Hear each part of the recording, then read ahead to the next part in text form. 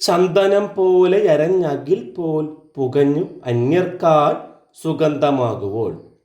സ്ത്രീയുടെ ത്യാഗവും സഹനവും തെളിയിക്കുന്നതാണ് ONV കുറുപ്പിൻ്റെ പെങ്ങൾ എന്ന കവിതയിലെ ഈ വരികൾ. ചന്ദനവും അകിലും അരഞ്ഞും പുകഞ്ഞുമാണ് സുഗന്ധമുണ്ടാക്കുന്നത്. ഈ പ്രക്രിയയിൽ അവ മറ്റുള്ളവർക്ക് സുഗന്ധം നൽകി ഇല്ലാതെയാവുകയാണ്. സ്ത്രീകൾ കുടുംബാംഗങ്ങളുടെ ക്ഷേമത്തിനു വേണ്ടി തൻ്റെ ജീവിതകാലം മുഴുവൻ കഷ്ടപ്പെടുകയാണ്.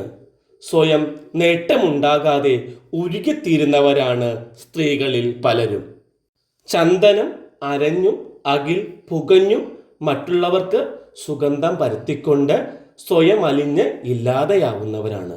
അതുപോലെ സ്ത്രീകൾ മറ്റുള്ളവർക്ക് വേണ്ടി ജീവിച്ച് ജീവിതം എരിച്ചു തീർക്കുകയാണ് എന്ന് കവി ഇവിടെ പറയുന്നു.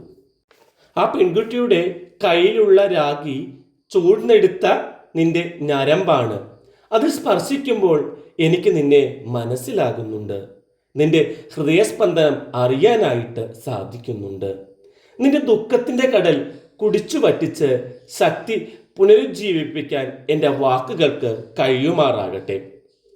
ഭാരതത്തിലെ സ്ത്രീകൾ അനുഭവിക്കുന്ന ത്യാഗങ്ങളും ദുഃഖങ്ങളുമാണ് പെങ്ങൾ എന്ന കവിയിൽ ONV കുറുപ്പ് വരച്ചു കാട്ടിയിട്ടുള്ളത്. സതി എന്ന ദുരാചാരം നിർത്തലാക്കപ്പെട്ടെങ്കിലും സമാനമായ ദുരന്തങ്ങൾ നമ്മുടെ കൊച്ചു കേരളത്തിൽ പോലും എന്നും നടക്കുന്നുണ്ട്.